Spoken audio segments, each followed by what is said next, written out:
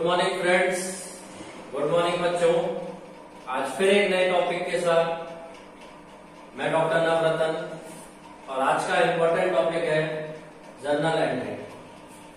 Journal entry start करने से पहले मैं आपको एक रिक्वेस्ट करना चाहता हूं कि अगर आपने मेरी पहली वीडियो अगर नहीं देखी है जिसमें कि मैंने अकाउंटिंग से रिलेटेड कुछ बेसिक टर्म्स आपको बताए हुए हैं, अकाउंट्स के रूल्स बताए हुए हैं, जब तक आपको अकाउंटिंग रूल्स नहीं पता होंगे जब तक हम जर्नल एंट्री नहीं कर सकते। तो प्लीज पहले आप अकाउंटिंग रूल देखिएगा, बिजनेस टर्म्स देखिएगा, अकाउंटिंग टर्म्स देखिएगा, उसके बाद आप इस जर्नल एंट्री वाली वीडियो पे आए। तो पहले प्लीज आप उसको देखिए, उसके बाद आप वीडियो देखिए। चलिए आज स्टार्ट करते हैं। हमारा बहुत इंपॉर्टेंट टॉपिक है जर्नल एंट्री। देखिए जर्नल एंट्री क्या होती है, जो बिजनेस में डे टू डे ट्रांजैक्शन होते हैं उनको लिखना, और वो पहली बार जहां लिखे जाते हैं उसको हम कहते हैं जर्नल एंट्री। इसको हिंदी में हम रोजनामचा कहते हैं।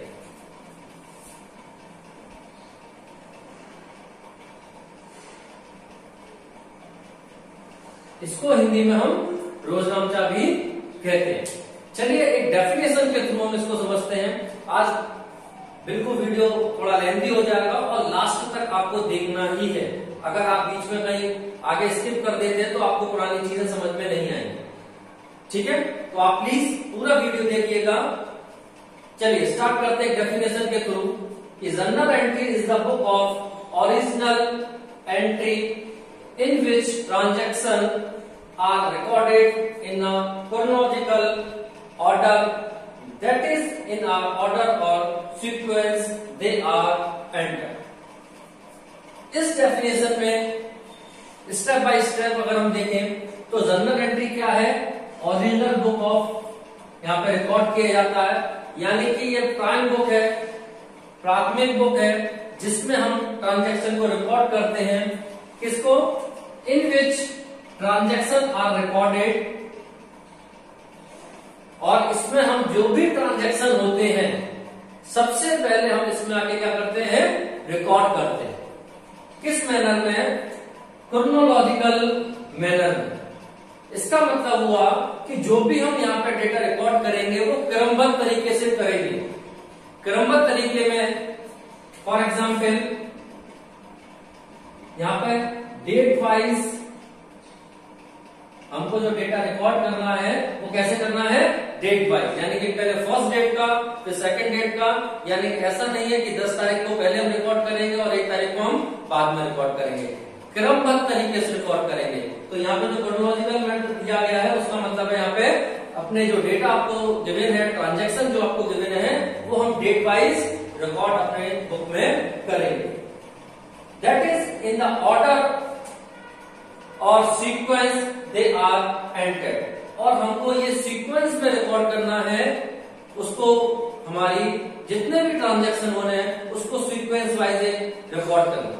तो जर्नल एंट्री का भी एक फॉर्मेट होता है जिसमें हम इस सीक्वेंस को फॉलो करते हैं, जिसमें एक डेट का कॉलम भी होता है। अभी मैं आपको फॉर्मेट बताता हूं।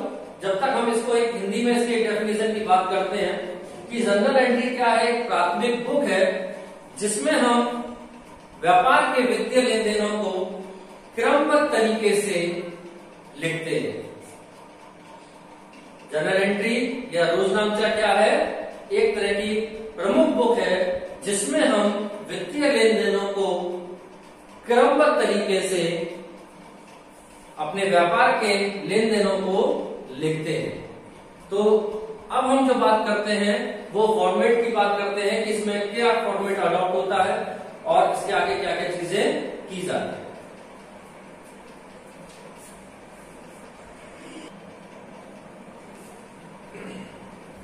देखिए ये इसका एक फॉर्मेट है और स्टैंडर्ड फॉर्मेट होता है, इसमें हमको कोई चेंजेस नहीं करने। तो जर्नल एंट्री का जो फॉर्मेट होगा तो सबसे पहले क्या आता है, कंपनी का नाम। कंपनी का जिस फर्म के आप अकाउंट को प्रिपेयर कर रहे हैं उसका नाम लिखते हैं, उसके नीचे आप जर्नल लिखते हैं। एक प्रॉपर फॉर्मेट होता है जिसमें हमारे 5 कॉलम्स होते हैं। पहला कॉलम होता है डेट का, क्योंकि मैंने आपको डेफिनेशन में बताया कि हमको डेट वाइज यहाँ पे डेटा को रिकॉर्ड करना है। तो जब हम डेट यहाँ पे मेंशन करते हैं तो फर्स्ट डेट, सेकंड डेट, इस तरह से हम जो हमारे ट्रांजेक्शन है उनको हम रिकॉर्ड करेंगे। सेकंड है पर्टिकुलर, इसमें हम हिंदी में इसको विवरण कहते हैं, इसमें जो भी डिटेल होगा वो हम यहाँ पे देंगे। थर्ड कॉलम होता है एलएफ। देखिए एलएफ का मतलब होता है लेजर फोलियो।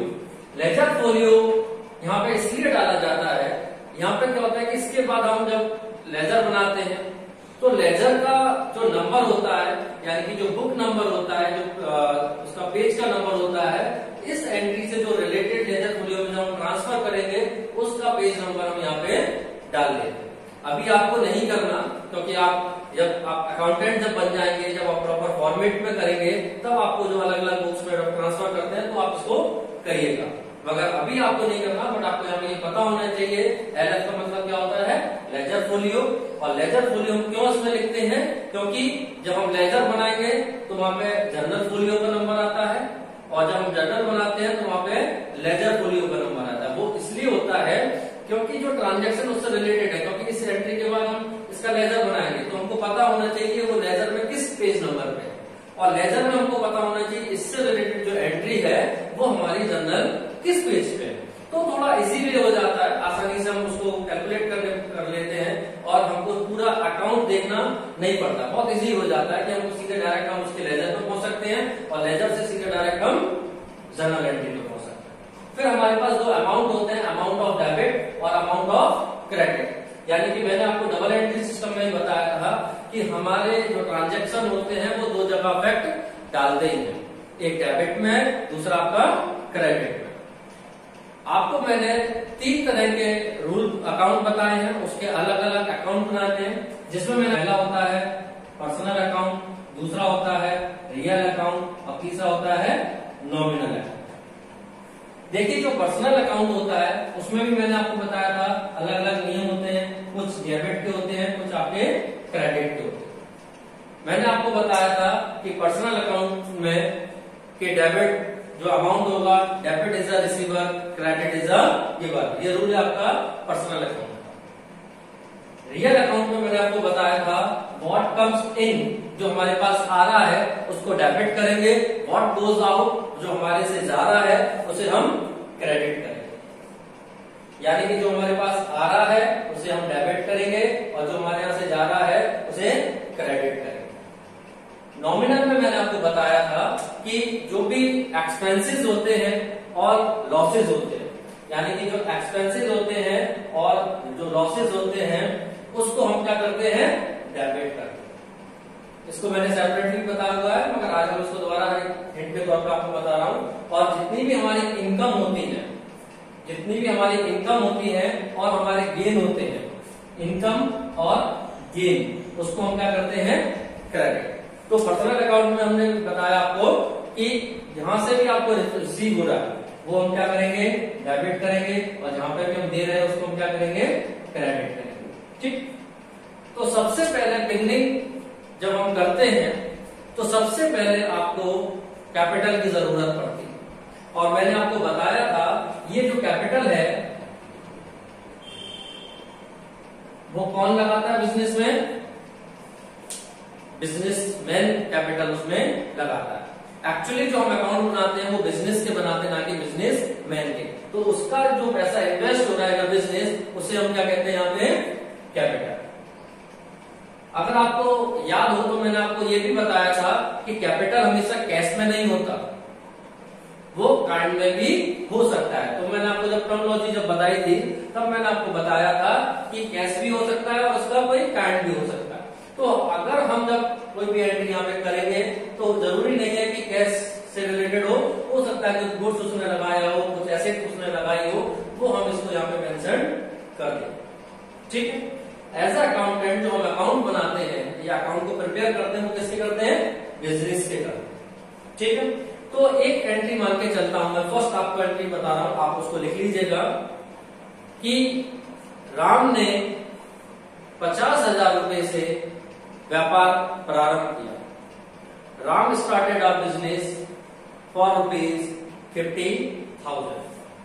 कोई राम है, इन्होंने 50,000 से अपने व्यापार को स्टार्ट किया।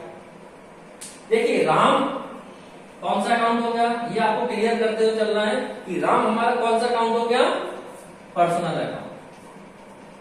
ठीक है, अब राम 50,000 रुपए से हम बिजनेस स्टार्ट करता है, यानी कि उसने 50,000 रुपए व्यापार में लगा दिया, यानी कि उसने क्या दिया, हमको कैश दिया। कितना दिया, 50,000 रुपए। और जब 50,000 रुपए उसने हमको कैश दिया तो ये कौन सा अकाउंट हो गया, रियल अकाउंट। तो यहां पर एज अ अकाउंटेंट हम ये देखते हैं कि जो हम अकाउंट बना रहे हैं वो बिजनेस के बना रहे हैं, तो बिजनेस के पास क्या आया, हमारे पास क्या आया, क्या आया, कैश आया। और मैंने आपको जब रियल का बताया था, कोई भी चीज हमारे पास आती है, व्हाट कम्स इन, हमारे पास अगर आ रहा है तो हम क्या करेंगे, उसे डेबिट करेंगे। तो सबसे पहले हम यहाँ पे क्या करेंगे, कैश अकाउंट डीआर। देखिए आप कह सकते हैं कि सर ये डीआर मैंने यहाँ पे क्यों लगाया।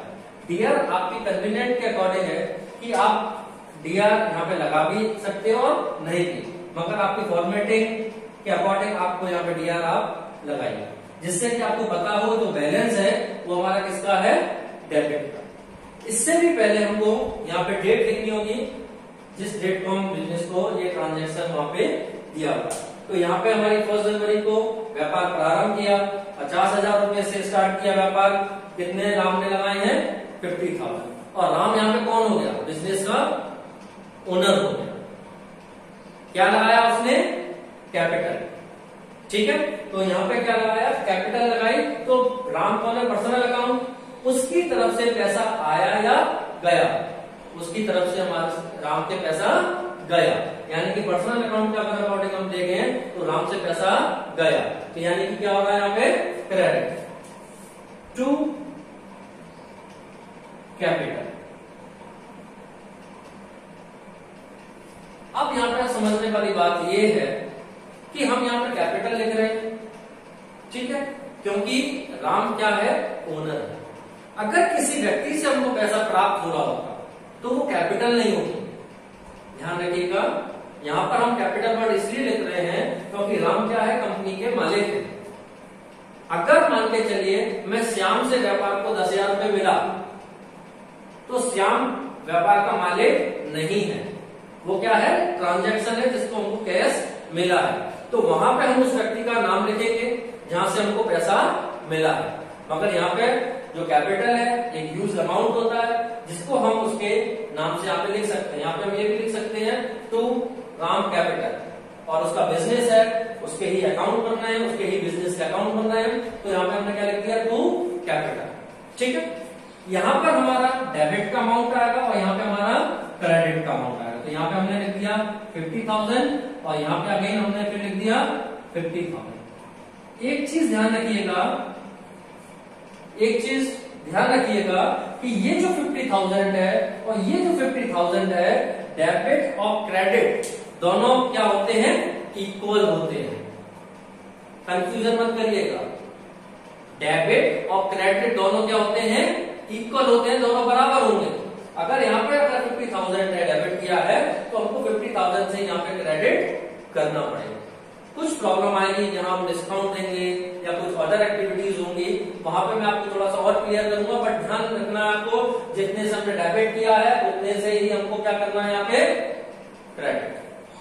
ठीक है, एक बात और यहाँ पे ध्यान देने वाली बात है, मैंने आपको बताया था कि कैपिटल जरूरी नहीं है कि वो कैश फॉर्म में लाए। ठीक है, अगर वो यहाँ पे ये कहता है कि मैंने राम जो हम यहाँ पे पैसा लगा रहा 50,000, उसमें वो ये कहता है कि 30,000 तो मैं कैश लेके आऊंगा। कोई मेरे पास गुड्स है जो कि मैं 10,000 का और उसमें लगा रहा हूं, और मेरे पास कोई मान के चलिए मशीनरी है, वो भी मेरी कितनी है, 10,000 रुपए, यानी टोटल जो मेरी कैपिटल है वो कितनी है, 50,000। यानी कि ये अमाउंट और ये अमाउंट क्या है, इक्वल। तो अगर हम किसी गुड्स के साथ, किसी एसेट्स के साथ भी व्यापार को स्टार्ट कर रहा है, तब हम यहाँ पे क्या कर देंगे, जैसे हमने यहाँ पे लिखा है कैश अकाउंट दिया 30,000 गुड्स अकाउंट दिया 10,000 और मशीनरी अकाउंट दिया 10,000। टू कैपिटल कितना 50,000। दोबारा समझ लीजिएगा कि मैंने यहाँ पे बताया आपको जो कैपिटल है जरूरी नहीं है कि वो कैश में हो, ये मैंने आपको बताया। तो इसमें मान के चलिए कि अगर वो टोटल 50,000 की कैपिटल दे रहा है, जिसमें वो 30,000 रुपए किसके लगा रहा है, अपने कैश लगा रहा है, 10,000 रुपए का कोई माल लगा रहा है और 10,000 रुपए का कोई मशीनरी लगा रहा है। तो इस तरह से ये जो एंट्री होगी यहाँ पे, हम इस एंट्री को यहाँ पे क्या करेंगे, गुड्स अकाउंट दिया, कैश अकाउंट दिया, मशीनरी अकाउंट दिया। तो जब हम गुड्स की बात कर रहे हैं तो 10,000, मशीनरी की बात कर रहे हैं तो 10,000 और कैश की बात कर रहे हैं तो 30,000 और टोटल टू कैपिटल कितना हो जाएगा 50,000। ये आपको समझना, ठीक है, यहां तक समझ में आया। इसके बाद हम क्या करते हैं, इसमें कुछ अमाउंट हम ये जो हमने एंट्री की है इसकी हम यहाँ पे वर्डिंग में कुछ समरी लिख देंगे, शॉर्ट फॉर्म में लिख देंगे कि हमने यहाँ पे किया क्या है, ओवरऑल हमने इसमें किया क्या है। इसको कहते हैं नरेशन। और विदाउट नरेशन कोई भी जर्नल एंट्री पूरी नहीं होती। बहुत सारे बच्चे क्या करते हैं कि ऊपर का आपने ट्रांजैक्शन डेबिट किया, दूसरे को क्रेडिट करा, बस नहीं, पूरा फॉर्मेट में आपका नरेशन भी एक पार्ट। तो हम इसको यहाँ पे लिखना पड़ेगा कि आएगा being the business started with cash ₹50,000। ठीक है, तो जब तक हमारी नरेशन कंप्लीट नहीं होती तब तक हम इसको कंप्लीट एंट्री को कंप्लीट नहीं मानते। इसके नीचे हम क्या करेंगे, इस लाइन को खींच दें और ये लाइन केवल एंट्री के लिए होगी। इसके बाद आप इधर इस लाइन को मत खींच दीजिएगा, क्योंकि अगर हम इधर अकाउंट इधर इसको खींच देते हैं लाइन को, तो यानी कि वो अकाउंट क्या हो गया, क्लोज हो गया। तो हम यहाँ पे अकाउंट क्लोज नहीं कर रहे हैं, एक एंट्री तो कंप्लीट हो गई है जिसको नेक्स्ट एंट्री कर रहे हैं सेम। तो यहाँ पे क्या है कि हमको ये यहाँ पे लाइन नहीं खींचनी है, केवल लाइन कहाँ पे खींचनी है हमको, अपनी जर्नल एंट्री। चलिए यहाँ तक आपको समझ में आ गया, ये तीनों चीज समझ में आ गई। चलिए नेक्स्ट बात हम करते हैं कि जब हमने कोई भी जब बिजनेस को ओपन किया तो फिर हम क्या करते हैं कि सबसे पहले हम बैंक अकाउंट खोलेंगे। जब हम बैंक अकाउंट खोलेंगे तो बैंक अकाउंट किसका खोला जाएगा, फर्म का खोला जाएगा। तो मान के चलिए कि मैंने 20,000 रुपए से बैंक अकाउंट को ओपन किया, तो यहाँ पे हम क्या कर रहे हैं, जो अमाउंट है उसको हम 20,000 से मैं क्या कर रहा हूं, बैंक अकाउंट खोल रहा हूं। ठीक है, जब हम बैंक अकाउंट खोलते हैं तो बैंक भी क्या है, आर्टिफिशियल पर्सन है जिसमें हमने व्यापार को माना था, क्योंकि अकाउंट जो हम बिजनेस बना रहे हैं वो भी क्या है, आर्टिफिशियल पर्सन के रूप में हम अकाउंट को यहाँ पे बना रहे हैं। तो अकाउंट हम बैंक किसके लिए खोल रहे हैं, एक पर्सन का अकाउंट बैंक खोल रहे हैं। अब यहाँ पर हम क्या बना रहे हैं, एक फर्म का अकाउंट बना रहे हैं और फर्म भी क्या है, एक आर्टिफिशियल पर्सन। तो हमको ये देखना होगा कि अगर मैं 20,000 रुपए से बैंक में अकाउंट खोलता हूं तो मेरे पास दो चीजें हैं, एक तो बैंक में मेरे पास पैसा आएगा जो कि मेरे ही अकाउंट में होगा, और 20,000 रुपए जो मेरे पास कैश थे वो मुझसे क्या होगा, चला जाएगा। यानी कि ये मेरा अमाउंट क्या हो गया, कम हो गया, और ये अमाउंट क्या हो गया, मेरा आ गया। मैंने आपको बताया कि बैंक क्या एक आर्टिफिशियल पर्सन है, तो हम जब पर्सन की बात करते हैं, पर्सनल अकाउंट की बात करते हैं, तो मैंने आपको बताया जो हमको रिसीव हो रहा है उसे हम क्या करते हैं, यहाँ पे डेबिट। तो हमको क्या रिसीव हो रहा है, 20,000 रिसीव हो रहे हैं। कहाँ रिसीव हो रहे हैं, बैंक अकाउंट पर रिसीव हो रहे हैं। तो हम यहाँ पे क्या लिख देंगे, बैंक अकाउंट दिया। यहाँ पे उससे पहले आपको डेट भी लिखनी होगी, और जो आप कोई भी अपने मन से डेट लिखते जाइएगा, बट सीक्वेंस आपका नहीं बिगड़ना चाहिए। अब देखिए बैंक अकाउंट में मेरे कितने आ गए, जो मेरा रूल कह रहा है कि वो रिसीव हुए, कितना रिसीव हुआ है, 20,000। तो मैं यहाँ पे क्या लिख दूंगा, 20,000। नेक्स्ट, अब ये देखिएगा कैश हमारा क्या है, रियल अकाउंट है, और रियल अकाउंट का रूल क्या कहता है, what comes in is debited और what goes out is credited. अब कैश हमारा आ रहा है या जा रहा है, फर्म से कैश हमारा क्या हो रहा है, कम हो रहा है। तो इसमें हम क्या करेंगे, जो हमारे पास से जो चीज जा रही है उसके लिए मैंने आपको रूल बताया, तो क्या यहाँ पे करते हैं, क्रेडिट करते हैं। ठीक है, तो कैश हमारे यहाँ से जा रहा है, तो हम यहाँ पे क्या करेंगे, कैश। तो यहाँ पे लिख देंगे हम टू कैश कितना है, 20,000। ठीक है, फिर मैं आपको बताना चाहता हूं, जब तक हम नरेशन अपनी कंप्लीट नहीं लिखते हैं तब तक एंट्री हमारी कंप्लीट नहीं मानी जाती। तो फिर हमको यहाँ पर नरेशन लिखना है, being the amount deposit in bank कितना, 20,000। और फिर इसको हम लेके एक लाइन खींच देंगे जिससे कि हमारी एंट्री क्या हो जाएगी, कंप्लीट। ठीक है, अभी इस वीडियो में अभी हम इतना ही रखते हैं। नेक्स्ट वीडियो में इसके आगे की जो जर्नल एंट्री है वो होंगी, आगे आपको बताई जाएगी, और इम्पोर्टेंट जर्नल एंट्री है उसको भी आप मिस मत करिएगा। ये वीडियो थोड़ा ज्यादा बड़ा हो रहा है, इसलिए हम आज इसको यहीं पे समाप्त करते हैं। नेक्स्ट वीडियो में इसके बाद जो जर्नल एंट्री है वो हम आगे कंटिन्यू करेंगे। ठीक है, चलिए, आई होप आपको अच्छी तरह समझ में आया होगा। आज के लिए बस इतना ही। Thank you, have a nice day.